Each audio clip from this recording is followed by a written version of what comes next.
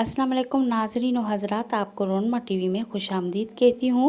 आप तमाम अहबाब को ये तो यकीनन पता होगा कि 22 मई को कराची के इलाके मॉडर्न कॉलोनी में बदकिस्मत तैयारा हादसे में जाँ बहक होने वालों में से एक मॉडल ज़ारा आबिद की पहली और आखिरी फिल्म सिक्का रिलीज हो गई। इस मुख्तसर फिल्म सिक्का में पाकिस्तानी अदाकारा सबा कमर ने अदाकारी की है और फिल्म में दो खवातीन की जिंदगियों को दिखाया गया है जो एक दूसरे से बिल्कुल मुख्तलिफ जिंदगी गुजार रही हैं। ज़ारा आबिद की पहली और आखिरी फिल्म की हिदायतकारी अहमद सारिम ने की है, जिसमें ज़ारा आबिद ने ही दोनों खवातीन का किरदार अदा किया है जिनकी जिंदगियां तो मुख्तलिफ है लेकिन ख्वाहिशात एक सी हैं। इस जमन में मुख्तसर फिल्म सिक्का के हिदायतकार का कहना था कि मैंने पिछले साल इस फिल्म की कहानी तहरीर की थी और उस वक्त मैंने ज़ारा से राब्ता किया था और उन्होंने इस फिल्म में अदाकारी करने की हामी भरी थी। नौजवान हिदायतकार ने बताया कि वो अपना यूट्यूब चैनल शुरू करना चाह रहे थे। उनके चैनल का नाम किस्सा नगरी है और उस पर अपलोड की जाने वाली पहली फिल्म सिक्का है, जिसमें ज़ारा आबिद ने अदाकारी की थी। याद रहे कि 22 मई को